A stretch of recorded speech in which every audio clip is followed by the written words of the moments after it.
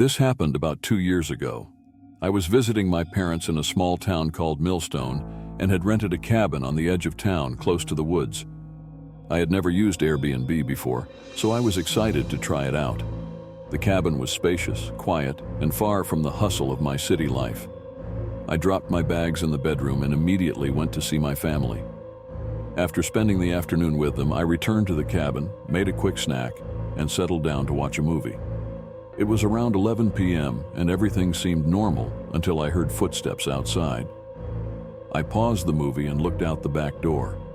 The area was pitch dark, but I could clearly see a man walking toward the tree line behind the cabin. I hadn't heard him approach, which made me wonder how long he had been standing there. Curious, I stepped outside and saw shoe prints leading from the patio to the window. When I peeked inside, there was a clear line of sight to the couch where I'd been sitting. I shuddered at the thought that this man had been watching me for who knows how long. I rushed back inside, closed all the curtains, and sat in silence for the rest of the movie, straining to hear any sounds. After the movie ended, I checked the windows again. That's when I heard footsteps running away.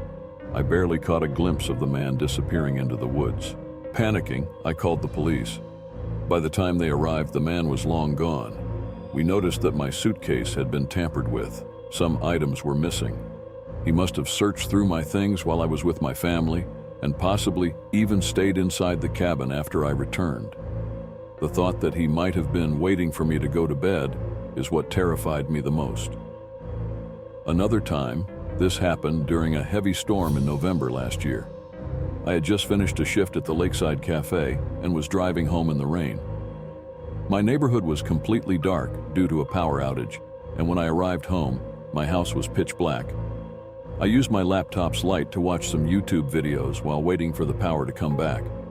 After a couple of hours, I heard a loud thump outside my window. When I looked, there was a man standing there, soaked from the rain, staring at me. I couldn't hear what he said over the storm, so I closed the blinds and tried to ignore it. I stayed up late, but eventually I fell asleep on the couch.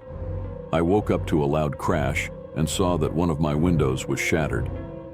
My heart pounded as I approached the room and saw a man's shoulder sticking out from behind the wall. I ran out of the house, called 911 from my neighbor's porch, and waited for the police to arrive.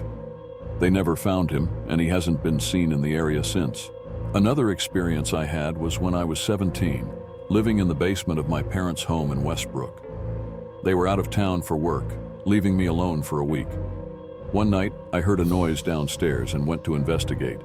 It sounded like something fell over in the storage room, but when I checked, everything seemed fine, except for one open box filled with broken trophies.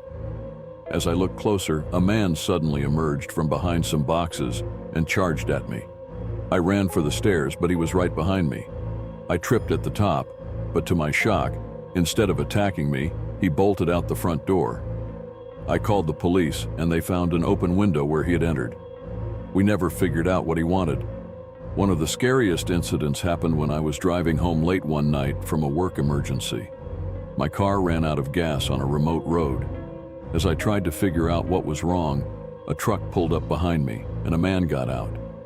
He asked if I needed a ride, but something felt off. He stood way too close to me and kept insisting that I get in his truck. I quickly got back in my car and called the police. As I watched him drive away, I saw another person pressed against the window in the back seat, their face full of fear. By the time the police arrived, the truck was long gone. Later, they discovered my gas tank had been deliberately punctured, and it seemed the man had followed me, planning this encounter. The last story took place at my job at Willow's Cafe, where I worked the closing shift. It was raining lightly, and I hadn't had a customer in hours when a man suddenly walked in. He didn't acknowledge me and sat down at a table, soaked from the rain. When I asked him what he wanted, he only asked who else was working tonight. Feeling uneasy, I told him it was just me, and he ordered a coffee. As I made it, I turned around to see him standing right in the kitchen doorway, staring at me with bloodshot eyes. He told me to come with him, and I had no choice but to follow.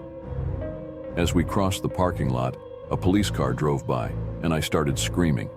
The man let go of me and ran into the woods. The officer pulled over to help, but the man was never caught. Thank you for watching. Please like, share, and subscribe.